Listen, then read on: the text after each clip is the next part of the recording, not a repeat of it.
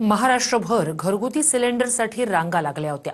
मुंबईत तशी परिस्थिती नव्हती, पण आता मुंबईकरही सिलेंडरसाठी रांगेत उभे राहिलेत।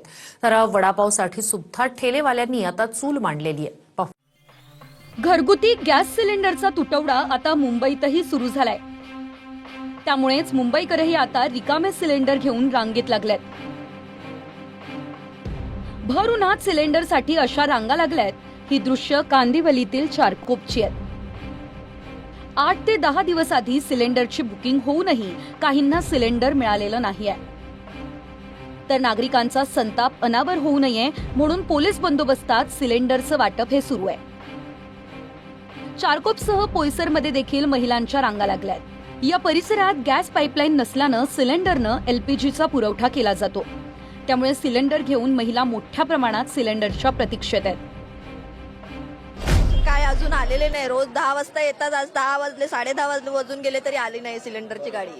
त्यामुळे किती टाइम उभा राहायला लागेल काही सांगू शकत नाही।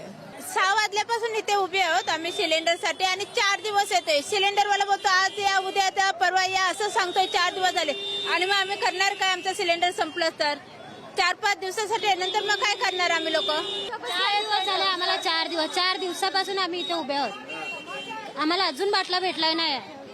लाईन लावतोय, बाटले संपतात, 50 बाटले येतात, त्याच्यामधून पण आम्हाला भेटत नाही। लाईन लावतोय आणि जातोय। आम्ही परत रिटर्न घरी जातोय आणि परत नंतर तेवढीच लाईन लावा येतोय रोजची। दूसरा काय पर्याय काय तुम्ही दूसरा पर्याय? आता सरकार काढणार ते, आम्ही काय करणार? बोलते कि गैस नहीं मिलेगा चूल्हा जला लेंगे। यहाँ पे कहाँ ये चूल्हा जाएंगे बताओ? ये ऐसा जगह है आप चूल्हा जला सकते हो? आपको मिला गैस? नहीं, अभी लाइन पे खड़ा हूँ। अभी क्या करूँ, देखता मिला कि नहीं मिला। अभी आगे क्या होता है कि नहीं, बुकिंग वालों को भी नहीं मिल रहा है तो क्या करे। अभी आम पब्लिक का क्या होगा तो उसको मालूम ही नहीं। नवी मुंबईमध्ये देखील 1 किलोमीटर पर्यंत रांगा लागल्यात। ऑनलाईन बुकिंग करताना अडचणी येत आहे, त्यामुळे नागरिक आणखीनच हैराण झालेत।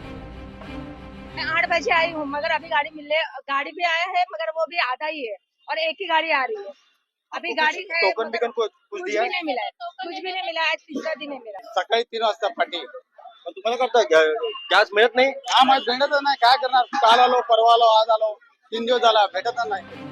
व्यावसायिक सिलेंडरचा पुरवठा बंद झाल्यानं मुंबईमधला वडापावही आता चूल आणि कोळशाच्या शेगडीवर तयार होतोय। मुंबईमध्ये वडापावच्या रस्त्यावर गाड्या आहेत, मात्र सिलेंडर मिळत नाही। त्यामुळे वडापाववाल्यांनी चूल आणि कोळशाच्या शेगड्या पेटवल्या आहेत।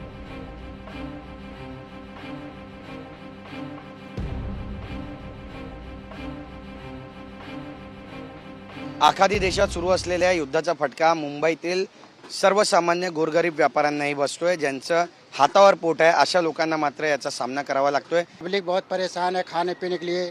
जहाँ कोई कुछ मिल रहा है वहाँ पब्लिक खा ले रही है। बहुत से होटल भी बंद हो गए, चाय है बाजू में वो भी बंद हो गया। आरसीएफ गेट पे होटल है वो भी बंद हो गया है। हम लोग भी 1-2 दिन करेंगे, फिर हम लोग का भी बंद करना पड़ेगा। गैस नहीं है, कुछ भी नहीं है। लकड़ी पे बना रहे, चूल्हे पे बना रहे, यही सब प्रॉब्लम हो रहा है। बहुत से दिक्कत हो रही, पब्लिक को भी दिक्कत हो रही। खाने पीने को भी नहीं मिल रहा है रोड पे। ऐसे पब्लिक भूखे भी रह जाते हैं। तो कितने दिन से आप ये कोयले पे बना रहे हो? आज 4 दिन हो गया। 4 दिन से बना रहा हूँ। कमर्शियल गैस नहीं मिल रहा? नहीं मिल रहा, सरकार नहीं दे रही। क्या बोला जा रहा है आपको? क्या जवाब? बोलते कि घर वाला मिलेगा, घर वाला भी बुकिंग नहीं हो रहा है, होटल का भी नहीं बुकिंग हो रहा है। पब्लिक बहुत परेशान है। मुंबईच्या मनीष कॅफेतही जेवण बनवण्यासाठी चुलीचा आधार घेण्यात आलाय। व्यावसायिक सिलेंडर मिळत नाही, त्यामुळे लाकूड आणि कोळशाचा वापर करून चुलीवर जेवण तयार केलं जातंय। मुंबईत एलपीजी सिलेंडरचा जिथे कमर्शियल कामासाठी वापर केला जातो तिथे मोठा तुटवडा निर्माण झाला आणि त्यामुळे बरेचसे हॉटेल रेस्टॉरंट बंद झालेले आहेत। मात्र इथे आपण पाहतोय की फक्त इलेक्ट्रिक उपकरणाच्या माध्यमातून जे साहित्य बनवता येईल ती बनवण्याचं काम सध्या सुरू आहे। मात्र जिथे गॅसच्या माध्यमातून जे मेदूवडे किंवा इडली आणि इतर जे पदार्थ बनवले जात असायचे ते मात्र सध्या तरी पूर्णपणे बंद ठेवण्यात आलेले आहेत। या गोडाऊनच्या बाहेर आपण पाहतो की 2 चूल या ठिकाणी मांडण्यात आलेल्या आहेत आणि या चुलीवरती आता मनीषचं जेवण हे बनवलं जात आहे। काही कुक आहेत जे आतमध्ये गॅसवरती काम करायचे ते आता या चुलीवरती जेवण बनवताना पाहायला मिळतात। गोडाऊनच्या बाहेरच जिथे गॅसवरती जेवण बनवलं जात होतं त्या गोडाऊनच्या बाहेरच या 2 चूल मांडण्यात आलेल्या आहेत। 3 दिन से ऐसे हम लोग बना रहे हैं। सब ब्रांच भी देना पड़ेगा, दाल रेस को अपना जो है थोड़ा कुछ देना पड़ेगा। इसके लिए 3 दिन से बहुत तकलीफ से हम लोग कर रहे हैं। कितने सालों के बाद चूल्हा जला है? अभी पहला बार चल रहा है, कितने सालों में? अभी 15 साल के बाद में चल रहा है और कभी हो गया नहीं ऐसा। लॉकडाऊन में ये हाल आया नहीं।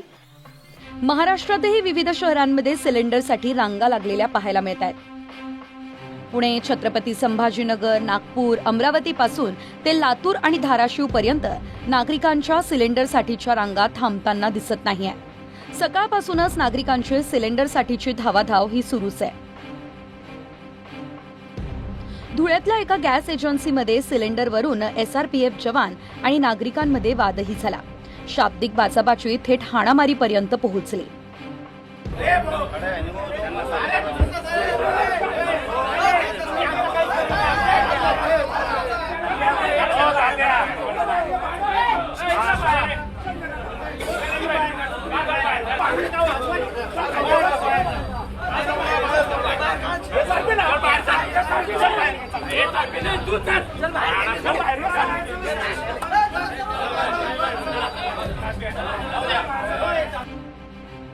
सिलेंडरचा काळा बाजार थांबवण्यासाठी अन्न औषध प्रशासन विभागाकडून भरारी पथकं तयार झाली आहेत. व्यावसायिक सिलेंडर बंद झाल्यानं काही हॉटेल्स चालकांनी घरगुती गॅसचा वापर सुरू केलाय. अशा हॉटेल चालकांवर प्रशासनानं छापे टाकून कारवाई देखील सुरू केली आहे. बीडमध्ये 203 ठिकाणी छापे टाकण्यात आले आहेत. 28 घरगुती सिलेंडर हॉटेल्समधून जप्त करण्यात आले. इकडे जालन्याच्या अंबडमध्ये हॉटेल्स आणि रेस्टॉरंट्समधून 9 घरगुती सिलेंडर ताब्यात घेण्यात आले आहेत.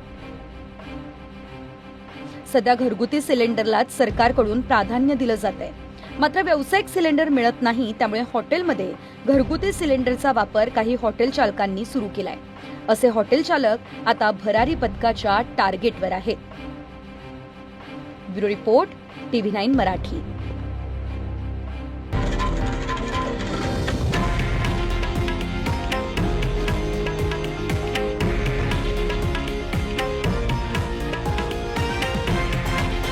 हे आहे देशातील नंबर 1 न्यूज नेटवर्क आणि आपण पाहत आहात TV9 मराठी, एकमेव.